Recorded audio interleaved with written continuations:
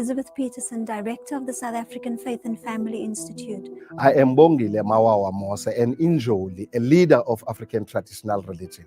The honor of women and children is the foundation of a healthy society. The Talmud says to destroy one life is to destroy an entire world, and to save one life is to save a world. And if there is one woman or one child out there anywhere in South Africa that is harmed in any way, that means the whole world has been destroyed. Our sacred teachings implore us to take care of women and children and firmly uphold the principle of gender equality. To violate the most vulnerable members of our society is to spit in the face of God. In all congregations, there are survivors and perpetrators. It is our moral responsibility to reflect seriously on how we can support the struggle of women and children for full dignity in our homes, in our communities, and in our religious institutions. To treat each other with respect. We cannot turn a blind eye to domestic violence, and we cannot deny that it exists. And we call on religious leaders from all faiths to support survivors, hold perpetrators fully accountable, and offer the possibility of healing for them too. We as people of faith need to break the silence on violence against women and children. I call upon all faith leaders to step into true leadership on this issue. As people of faith, we take a stand. As people of faith, we take a stand. As faith leaders, we take a stand. Will you? Will you? Will you?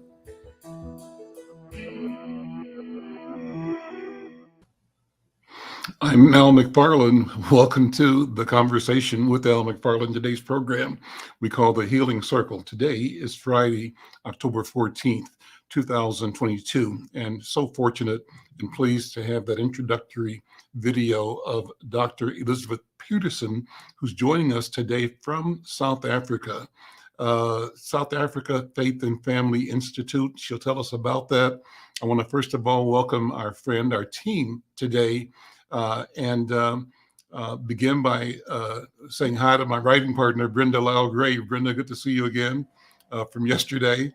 And then bring in Dr. Bravada, Garrett-Akinsanya. Good seeing you. Dr. Oliver Williams and Dr. Hi, Dr. B. Petersen as well. And we call this the Healing Circle, and we've created a process. I'm learning a process at the instruction of Dr. Bravada, Garrett-Akinsanya, a protocol for how we should engage each other. And I always begin and enjoy beginning by asking Dr. B to take us to the ceremony that gets us started, centered, and focused on moving ahead. I want to say that before the show, Dr. Williams announced that one of our previous participants has transitioned, and I'm sure that in the course of today's program, we'll honor and celebrate that leader's transition to the next level. Dr. B, good afternoon. Good to see you. I'm turning the talking stick over to you. And you have to unmute. There we go. I said, thank you, Baba Al McFarlane, for welcoming us all to the Healing Circle today. I'd like to begin by just talking about why we use this circle and how it came to be in our cultural tradition. The biggest conversations actually happen in a circle.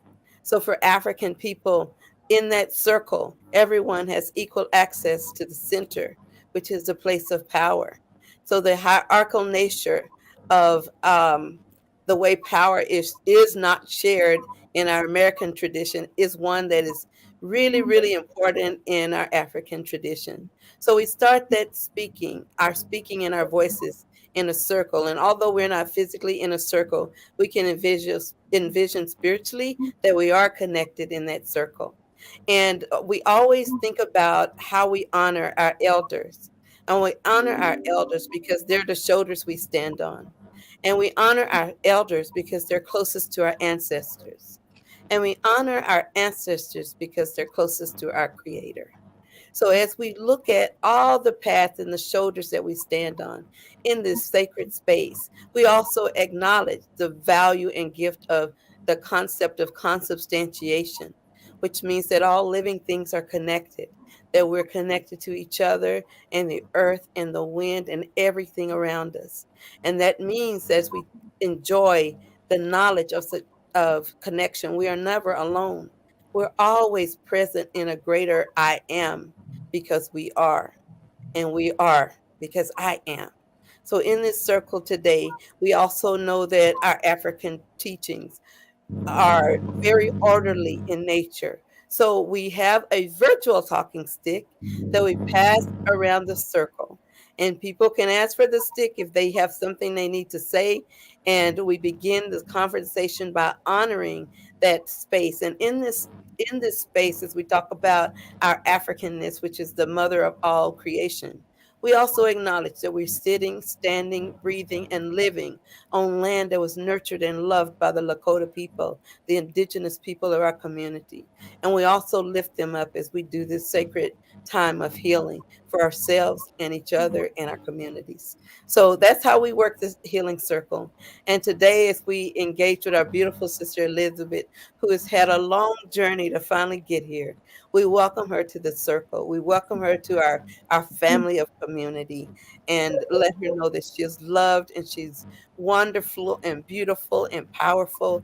And we appreciate her stepping up here today, bringing it all. So with that, I will pass the talking stick to Brother Oliver Williams so that he can once again kind of introduce our sister. Well, I'm glad to be here today and to see all of your smiling faces and to share with you. And so Elizabeth and I have known each other for a long time. Was it the late 90s or the early 2000s, Elizabeth? Early 2000s, I think. 2001. Yeah. Yeah. I had a delegation that came from South Africa to check out the Institute. And we met with them and had a conversation and made a connection. And then Elizabeth went back to South Africa, and then she came back again because she was in a project that the university had through the Humphrey Institute. And she spent time with the university. She spent time with IDVAC. And then Elizabeth went back to South Africa. And I got an invitation to come to South Africa for the 16 days of activism.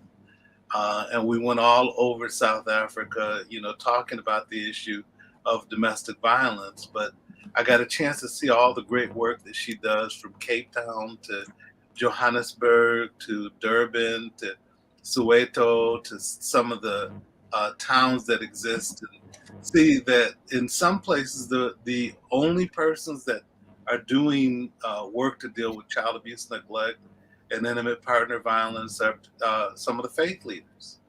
And we got a chance to go to the American Consulate both in Cape Town and in Durban, and then speak to people about the issue of intimate partner violence, but also to meet a lot of the faith leaders.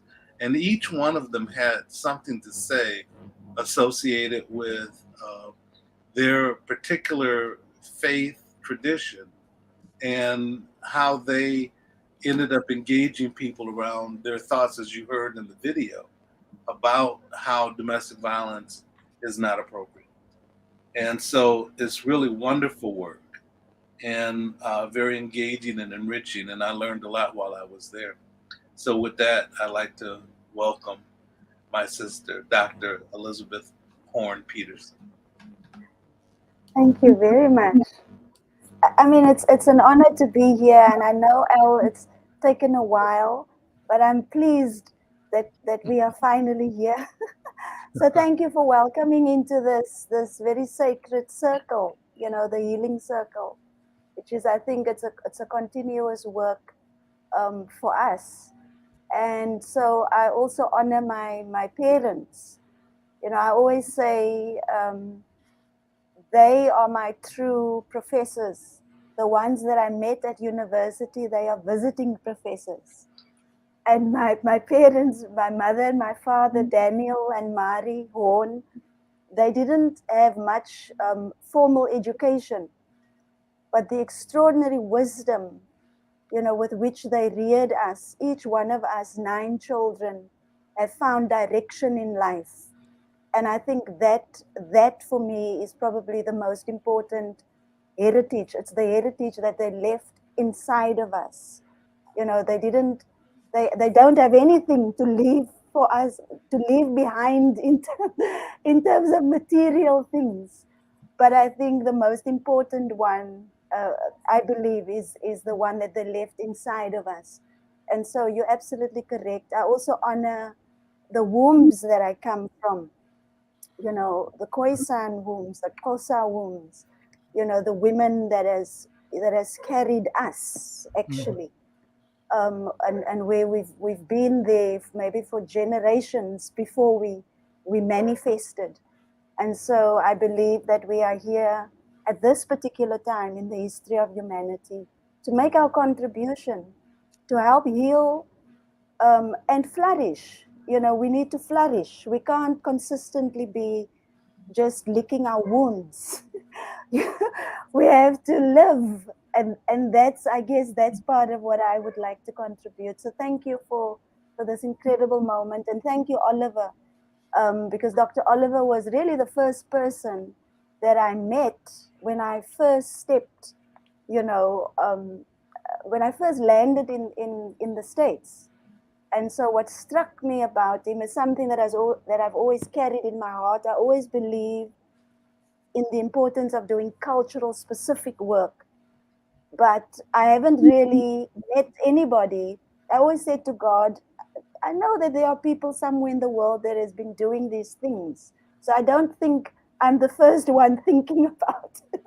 So it was incredibly refreshing that the first person that I met was Dr. Oliver Williams. And then it was really incredible, a blessing to finally get him to come when SAFFI, my organization, was celebrating our 10th anniversary. So thank you, Oliver. And thank you also for having me in the States. When was it? In 2019. That was particularly special, you know, because it was the first time that I was actually invited by the African American community. So that for me was absolutely key. So I really thank you so much. Oh yeah. Well, it was a joy for everyone. She went around the United States, but we went around the United States together. And she presented at a conference that takes place in San Diego. And she knocked everybody's socks off her presentation. And her son. They're not going to invite me back out. I'm sorry, I come from South Africa. I'm like, gosh, no, I'm 50-something now. I can't deal with certain things anymore. Well, it was pretty great. And her son did a song.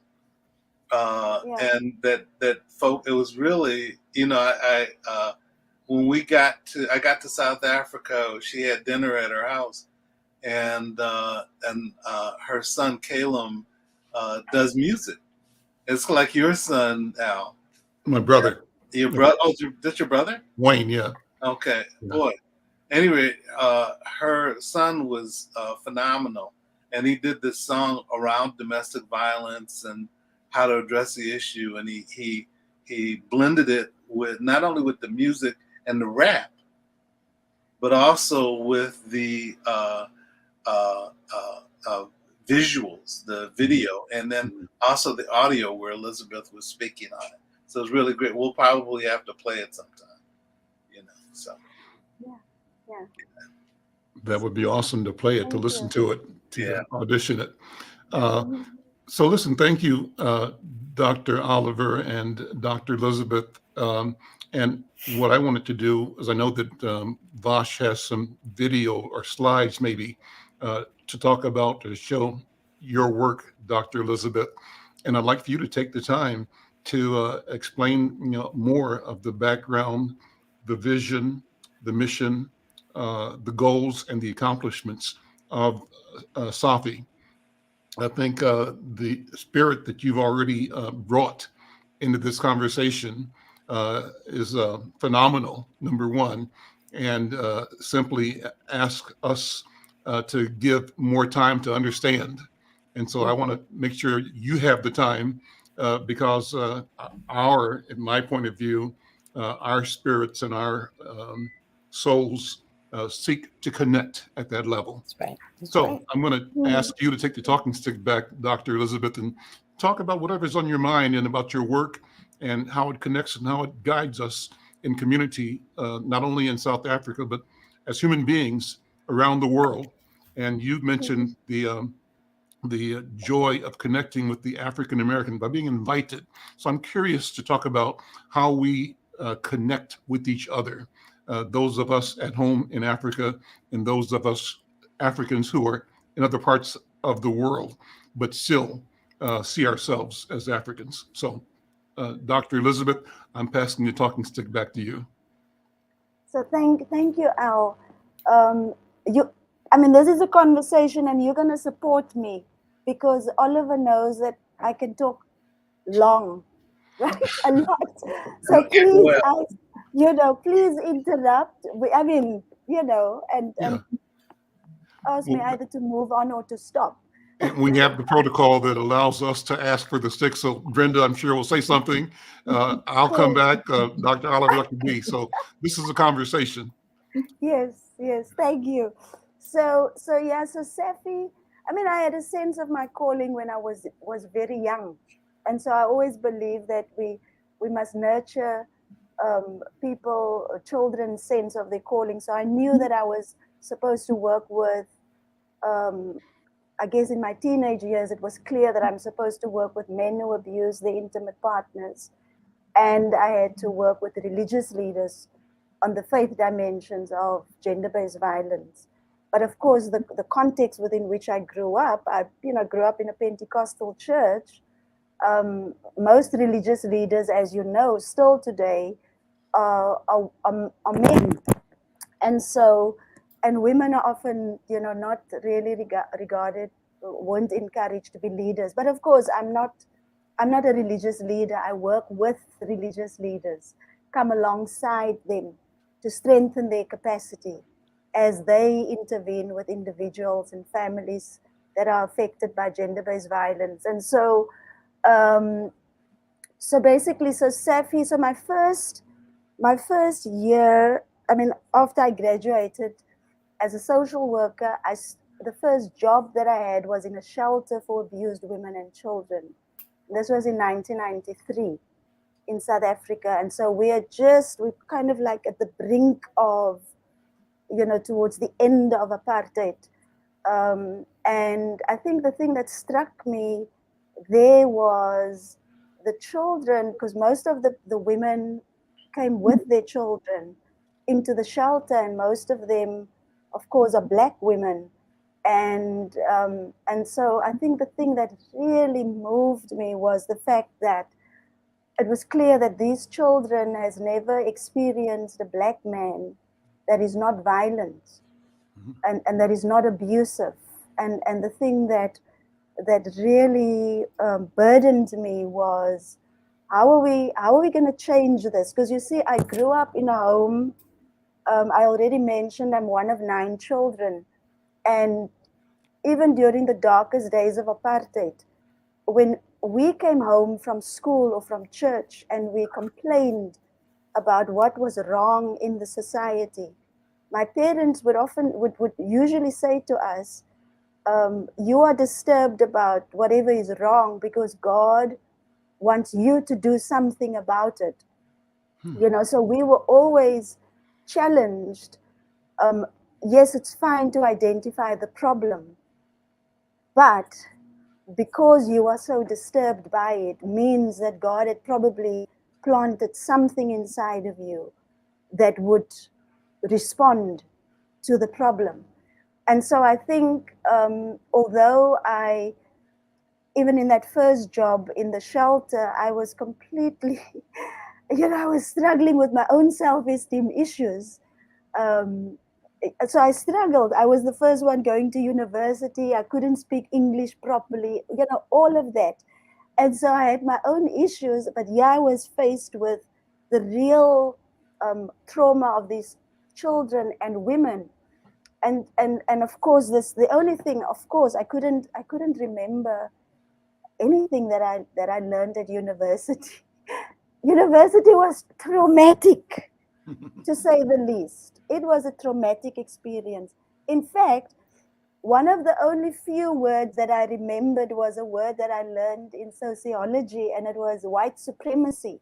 So that, and I mean, it's interesting. It's like, oh, just after years, I realized, oh my God, that was quite an important word to remember. So anyway, so I think in the shelter, so I started as a social worker, not even 3 years into my being there as a social worker, I was appointed as the director. And so then although I wasn't sent for management training, I knew that I was a leader. And so I just started to begin to implement things. And one of the key things for me was to move the shelter to a place where we get a black man, an African man, to come and work in the shelter. I don't know how it is in the States, but here, still, no man works in the shelter as part of the core personnel, the team, the staff. And I remember saying to God, we must change things here. We cannot have these children grow up with this one particular image of black men. And then it was a journey, because it was about having to convince the mothers that we need a black man, to come and work here. Long short, that gentleman is still working in the shelter, because once we convinced the mothers how important it was in terms of healing us and seeing a different image, I said to God, now you better make sure that we get the proper that we get a proper, man that's not going to come here and mess this whole thing up. Many years later, he's still there. So anyway, so there's a lot of Let me ask you, Dr. Elizabeth, how did you talk to God, and what did she say back to you? The point is, for me, it still is. I think, I believe as Africans, it's one and the same. We're not separate. Our sense of God is, in fact, unlike what I think in South Africa and many other places, religion and faith in God is very much used in a particular way. When it suits the oppressor, then God becomes very important. But when it comes to the liberation, the liberating essence of who God is, then no, we can't bring religion in. We can't bring faith in. So I think for me, it's always been, I've never really felt that it's something separate. And it is that sense of knowing and just being guided, really being guided and trusting that the universe actually wants the best for us, wants us to flourish. So anything that is harmful, anything that seeks to confine anyone, that is evil. And that is what, initially I thought it's about resisting, but I realized it's not even resisting, because I feel like with my parents, I saw not that they were so much defiant, sort of placing the energy on trying to resist. It was more of, we're not even engaging this drama. We actually understand our worth. Even though the whole country's constitution was written against our humanity during apartheid, every law, every institution, you had to really, seek for something that would speak life to you. But I think for me, I feel like I've been graced with parents that did not have formal education, but they have extraordinary wisdom, and insight from God. And so this is the essence, for me. So I think that remains my the guiding light. And so anyway, so long short, the shelter was the first part of my work, but it was really setting me up for the critical work of working with religious leaders on the faith dimensions, because what I believe is that our beliefs is actually what governs us, whatever we believe. And so whatever our theology and our belief about the nature of God is, and our theology about what God expects of us in our intimate lives, that is how we will live out our intimate relationships. And so I thought that was obvious, when I first working in the gender-based violence field. I thought, oh, but we should be talking about God, we should be talking about faith and religion and beliefs, and we should be talking about men, if it's men's violence against women. But of course, nobody, don't speak about religion, don't speak about men. And so again, I guess my parents, voices throughout that, God, in fact, chances are that the thing that you have to contribute is unique. So when you see the gap, that is what God is pointing. God makes you see it and make you feel disturbed, uncomfortable. And so even though we may want the leaders to do something, because that's always what I felt, like, why are they? It's like, no, you have to do something. And I must say, so I knew that I had to set up an institution. So, because I also believe in the world that we live with, white supremacist patriarchy really infusing almost every institution that we are born into. We as African people, well, not just African people, but that's my priority. We are either here to help transform existing institutions, or we are here to create new institutions that actually respects the full humanity of African people, because most of these existing institutions that we are all born into does not actually acknowledge the full humanity of African people. And I think that's where a lot of our energy go into. We get to be made to have to protest. We kind of are enrolled in this this treadmill thing, where you always have to fight for something. I'm like, sorry, I didn't come here to fight. Actually, I came here to live. I've got something to contribute. And for me, a key thing about this, and that's why this space is quite, special, because I believe it's about creating sacred spaces for people to find expression. So anyway, so SAFFI then was definitely something that needed to happen. We needed to establish SAFFI. But of course, then humanly speaking, I'm like, I'm a woman, who's going to listen to me? Nobody wanted to speak about faith or religion. What's going to happen?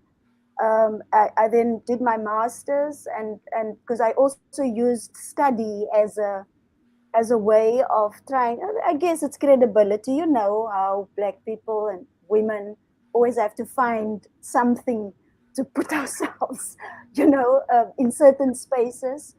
And so, but I was still insecure. And I never forget, I think it was my mother's death, because my mother suddenly died, heart attack, 2007, the first death in our family. And I was struck by, and I was confronted by the question of how much time do I think I have? How much time? Because my mother used to say to us, who are you waiting on? What are you waiting for? And I think my mother's death was, by then, my season at the shelter had really come to an end, and I was in a fix because I knew I had to start this new thing, but it's like, who's going to listen to me? And so, like I said, my mother's death really got me to to ask that question, how much time do I think I still have to wallow in my insecurity, looking for affirmation, looking for a platform? There is no platform. You have to create the platform. You know, there is, and especially if it's something with a slight unique angle. Because yes, people have started to talk in faith communities, but it's always been, I felt it was more kind of like we have to parade Black people's pain. So women have to come and say all the horrible things that has happened to them, and it's like we have to constantly do that. We are called to speak out, but then what? And so the work of SAFFI essentially is about creating safe spaces for faith leaders to critically reflect on the theologies that informs the way we interact with each other in our intimate relationships. That's essentially what. So the focus is on identifying, or encourage faith leaders to talk about and to interrogate easily misinterpreted scriptures and teachings from their own traditions.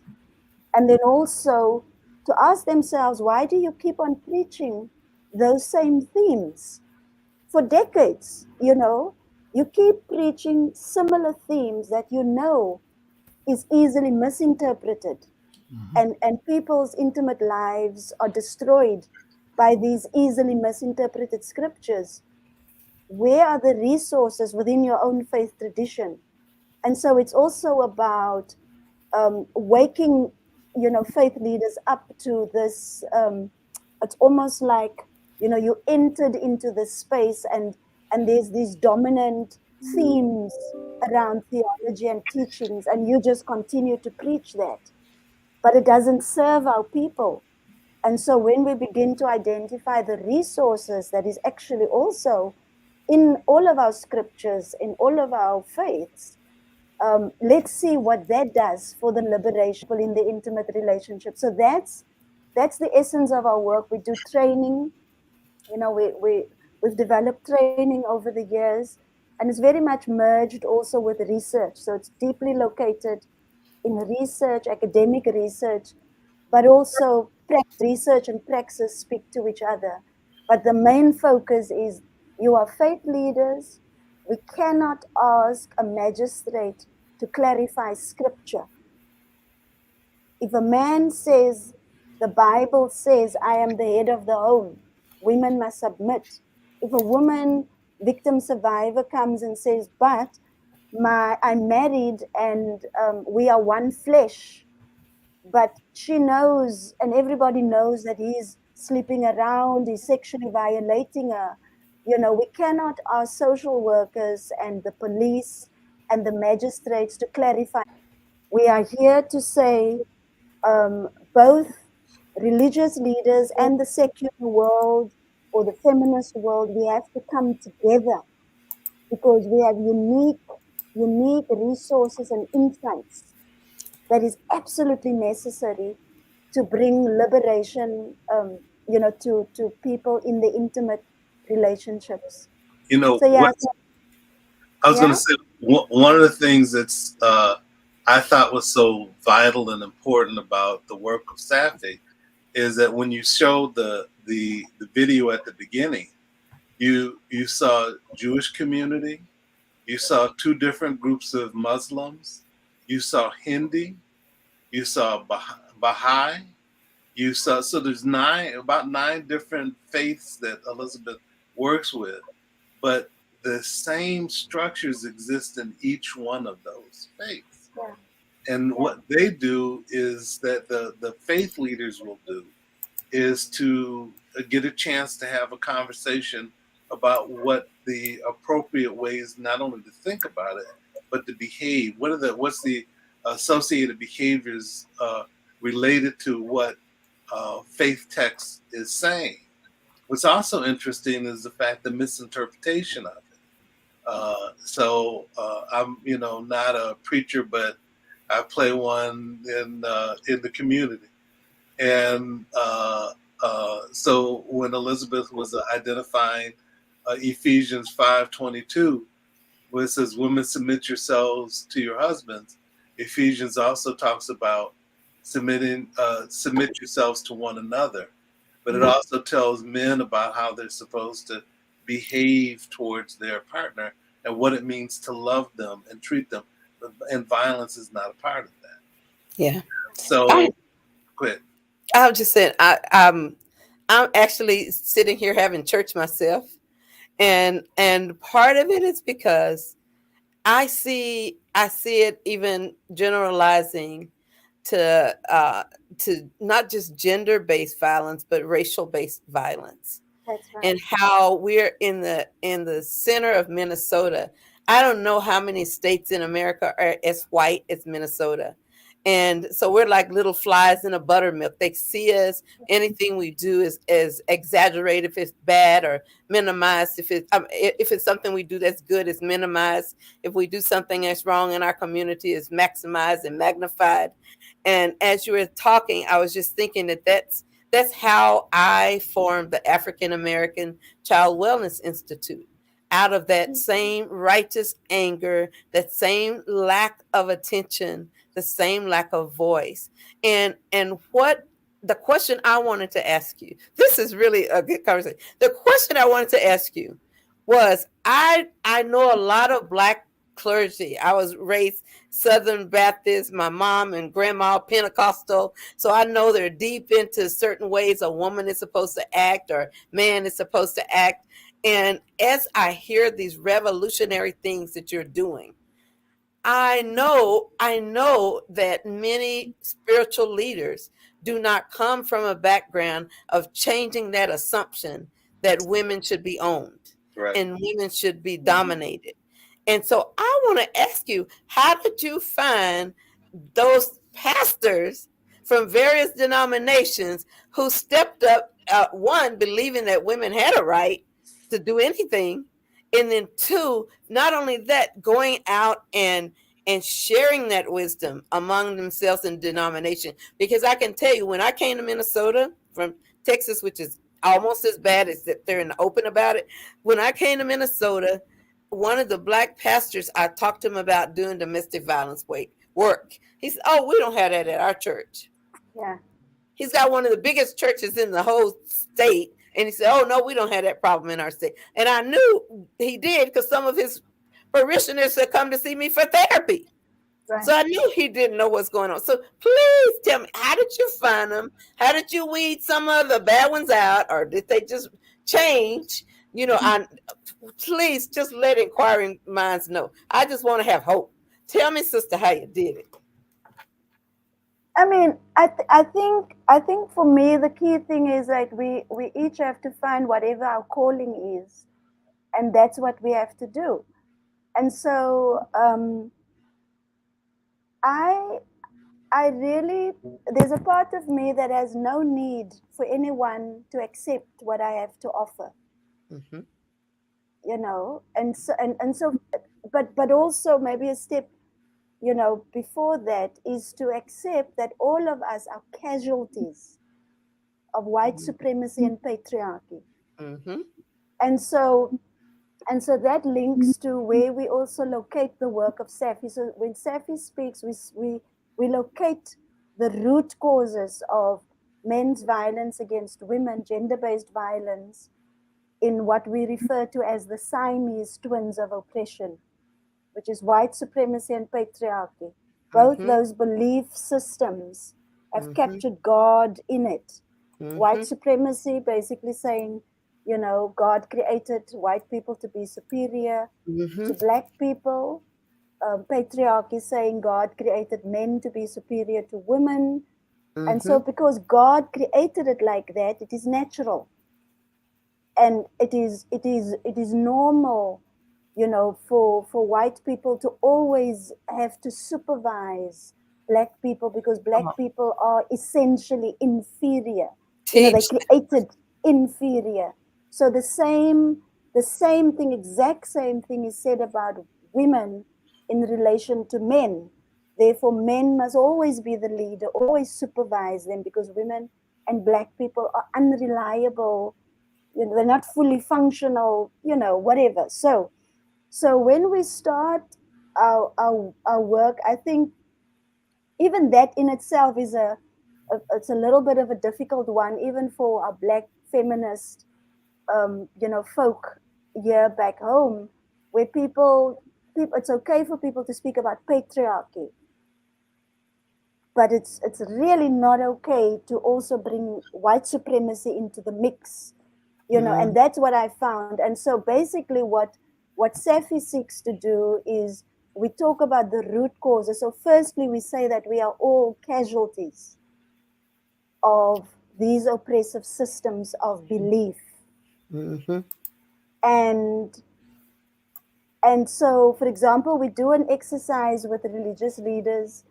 So even in terms of how we started, so when SAFFI started in 2008, or officially really got off the ground, 2009, we sent out, we trained field workers that were supposed to be facilitators. And then, of course, and we said, start where you are, in your own community.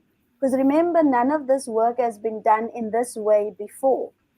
So we basically said, let's start where we are. Go and find faith churches or whatever in your community, and then tell them about SAFFI, and then invite them to a sensitizer workshop. So that's the first piece of the work. And what was interesting, as the field workers went out, there were critical questions that these faith leaders wanted to know. They wanted to know, who's the founder? And when they discovered, oh, it's a woman, and then they asked the other important questions, is she married? So it helped them that I was married. And then, of course, it also helped them that I was a social worker. So, you know, so there was these little, you know, credentials I had to, I mean, of course, they didn't know what's the condition of my marriage as long as I was married, right? Patriarchy. I was being covered by a man, which is, you know, was a wonderful man anyway. But so those were very interesting. And then, of course, in the sensitizer workshop, that is where we really show how we all were groomed almost to become either victims or perpetrators through the Sunday school stories. What is the emphasis? Why we focus on certain, you know, certain stories? So there's a theology that is already being shaped in that mind of that child. You know, so by the time you get into an intimate relationship, you already have a very fixed idea of what God requires of you as a woman when you are married, and what God requires of you, you know, of a man when he is married. And so we show that through, you know, whatever happens as we grow up, but we also sneak in those scriptures, the liberating scriptures, the resources that we also heard. You know, we also heard things like, my body is the temple of the Holy Spirit. Anyone who destroys God's temple, God will destroy them. I mean, that's quite a hectic verse, you know. I mean, imagine. So I say to pastors, imagine we started to focus on that scripture. Imagine you stopped preaching this submission, the one that Oliver was referring to. Imagine you stopped using that submission theme at people's weddings, and you started to preach, our bodies are sacred. We are the temple of the Holy Spirit. Anyone who destroys the temple, God will destroy him. Imagine what you know, what would then happen. Of course, also as Africans, we know that we know what it means to be human. We are only human through each other, Ubuntu, right? If I destroy you, if I harm you, I'm really harming myself. And so, and if I, you know, bless you, I'm blessing myself. And you know, those kinds of things. And so also it's about what are these resources that has been muted. So we bring those kinds of conversations in, you know, and I must say it helps pastors that we are not here to judge them. Because really, I mean, I genuinely don't have time and energy for that, because I feel in many ways all of us, you know, have, I say here in South Africa, we've been colonized. So the spirit of colonization, we all have a tendency to want to colonize spaces and other people. So we mustn't like just want to take the high ground of, just because we do this work, we don't actually sometimes also invade spaces and colonize, try to colonize people. So I think for me, what is I keep going back to my parents, you know, in the sense that what I've witnessed with them and what I've experienced with them is they have just, and now I see what it was. They just lived Ubuntu by respecting the dignity, the human dignity of every single person, even the perpetrators, you know. And so, and that for me is a key, is very key in even in the work of working with men and working with men who abuse their intimate partners. We must insist on men's humanity.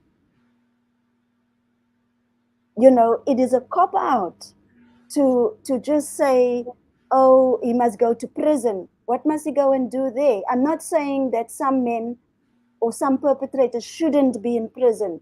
There's a place for that, but I think there's a cop out. We don't want to engage with our humanity. Perpetrators reminds us of our own darkness, you know, our own ability to be violent and abusive and that sort of thing. So it's like we want out of sight, out of mind. No, I don't know if that's the line, but you get what I'm saying. And I think the real work, and I believe that is where faith leaders and faith communities, people of faith, have such a crucial role to play. Because if people of faith cannot engage the darker sides of humanity, then we are doomed. Elizabeth, I wanted to point out a few things too for people to know. Among the things that I was impressed by is the relationship that you have with Desmond Tutu, and the fact that he validated and supported SAFFI in the work that you have done throughout, and also the Anglican Church and all the other, many of the other faith traditions that exist, and faith houses that exist in South Africa. The other thing too is, so we went to Johannesburg, and there's a Baba Buntu who is it's, to me, when we went and spent time with him, it was an opportunity to go into a circumstance, but it was like having African American men and African American women, but they were South African men and South African women that ended up having discussions similar to what we would have in the United States. And we had this, when we were doing the men's group, one of the things that I thought was interesting was the fact that the brothers came up with a phrase, "I love being black. Do you love being black?" And the other men would respond, "I love being black. Do you love being black?" And there was an opportunity for us to be able to be thoughtful about it and to have discussions and talk about challenges that exist, but also how you overcome those things to be able to move forward. The other thing that I thought about too is, Elizabeth has a relationship with Shane Price that's in town, and that's right, and Verna, and The similarities is a brother that's in Cape Town who is a pastor, and he's written a book of history about South Africa, but he also does reentry work, similar to what Shane does, and similar to helping men rethink who they are and how they behave and interact in the world. The other thing that I thought about too was the level of diversity that existed. So, you know, we deal with diversity in the United States, but not like I've seen in South Africa. So it's flipped. White folks in South Africa are about 13%. And that's accurate, Elizabeth? About 13% of the population? You know more, yeah, but more or less, yes. And then so similar, African Americans about 12 to 14% of the population in the United States. But we went to different places. We went to this one place. It was in Cape Town, where they had a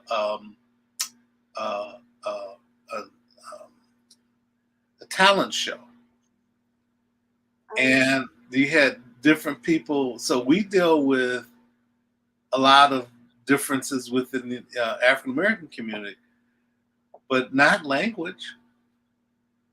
And they had to deal with I mean, you know, they had to do translations, but people were working together to be able to move to perform together.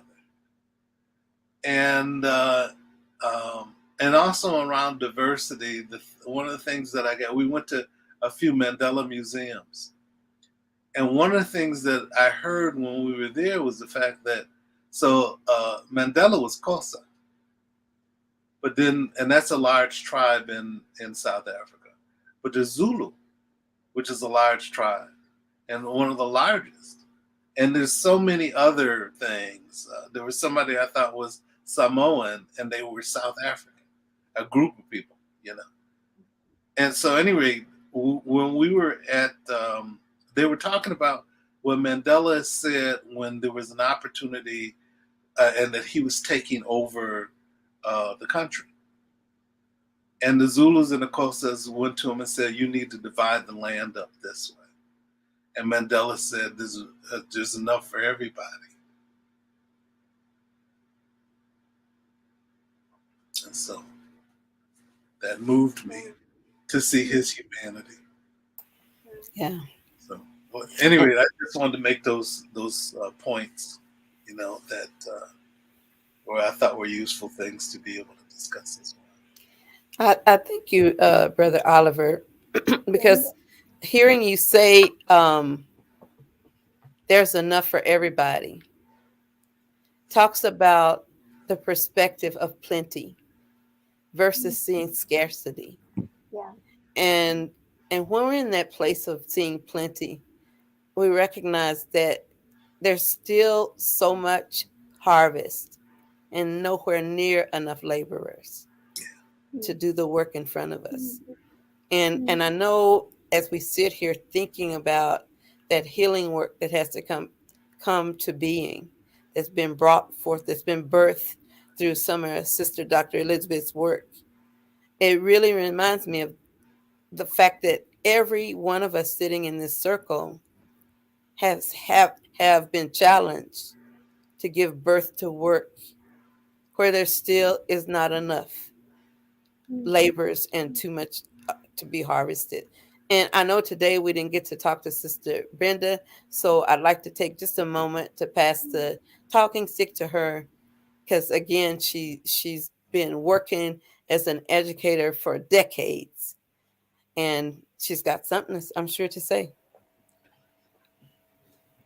Dr. Elizabeth, I am just really impressed with your work. Even before we met you personally, because Dr. Williams talks about your work all the time. And while you were talking, I thought about something that has never left. Lauryn Hill was a favorite singer of mine, and she got up, I think it was 86, 87, something like that. she had her Bible in her hand, and she said, loving God is not a burden and it's not a contradiction. And I never did forget that. But one thing I'm finding now, and especially with my own children, religion and that type of recognition of that connection. I mean, Al and I can talk about it. We grew up in the same neighborhood. We're both 75. We came out of strong churches. And, you know, we would live that, you know, knowing that God was obvious, that we would not be breathing if it were not for that connection and that existence. And I thought about that. And we've got to get back to that. Because it's fractured now. It's definitely fractured in the United States after George Floyd, after January 6th. I was in a white church. There were only, I live in Santa Fe, so there's not that many Blacks where I live. But I love my church. But after January 6th, I didn't know who to trust. So I had to leave. So it's a lot of hypocrisy, a lot of contradiction, and it's a challenge for people of color. Always has been. I think we are the epitome of Christians, period. Anyone that has experienced what we have experienced as a people, and we're still praising God and giving him all honor, that makes us exceptional people as far as I'm concerned. So welcome. Thank you. I mean, you know, sometimes we have guests and we just have to soak it all in because they're so powerful. So thank you. Thank you. Thank you. And I guess, go ahead, Sister Dr. Elizabeth. I just wanted to say, I know our time is probably running out, but I wanted to say that this is something I still feel very strongly about in South Africa. We haven't given enough credit and acknowledgement to the contribution of African Americans to the liberation movement here in South Africa. During the 80s, when we didn't have the confidence to write our own songs, when we discovered we could sing as groups of friends, we started gospel groups. And it was the African American gospel music and musicians that assisted us to find expression, to find voice, you know. And I really want to say, maybe part of my parting words is a little compassion for yourself, please. You've done a lot. I mean, when I met Oliver, it was like a gift. You all have done so much, and that has given us you are the shoulders that we could stand on in terms of confidence. You know, I mean, I find my confidence whenever I listen to you, and sometimes I think maybe part of the healing is to release I don't know, what has not been, and just to embrace what Mom Brenda is just saying. You know, we know that God is the air that we breathe, and so we use that as a resource, and we don't have to convince anybody to accept us or not accept us. And I think that's what I've seen my parents lived. They knew that they weren't accepted in the church where we grew up, in our country. And they decided that they would work with God, and they would rear us in the way that we should go, which is a very uncertain. You have to be in alignment with God to figure out how do you direct, how do you hold a space for your child. And so today, like I said earlier, each one of us are, you know, we are people that we've got direction. even in the most difficult experiences and decisions, life decisions we had to make, we can make that because of the inheritance that my parents have left in us. And so Mom Brenda and Bravada, all of you, you know, you have left an inheritance in us. Yeah. Thank And you when for it was those words. time, when it was time for us, we write our own songs. I mean, there's a lot that has happened. And Yeah. so I still feel like, you know, you have to come. You have to come and spend some time. When I come to the States, I want to spend time with you. You know, I don't want to be in these spaces, these programs that I get to be invited to, and then, you know, I don't really get to spend time with you. So thank you for all of your hard work and hard labor, and having gone through all the dehumanization, but you found your own humanity, and you created, and you continue to create. So thank you from my side, really. Thank you. Thank you, sister, for joining Yeah. us. And as I close the healing circle, just acknowledging that this has been a special moment in time where we've had affirmation, confirmation, acclamation that all of these good things are worth the fight.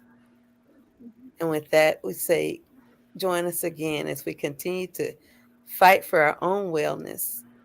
And sometimes we have to fight ourselves, but we fight for our own wellness and that of our babies and our community.